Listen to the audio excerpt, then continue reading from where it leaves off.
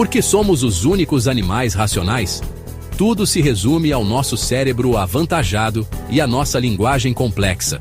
Nosso cérebro nos permite pensar de forma abstrata, resolver problemas e imaginar o futuro, tipo planejar um churrasco no fim de semana ou aquela viagem para a praia no Guarujá.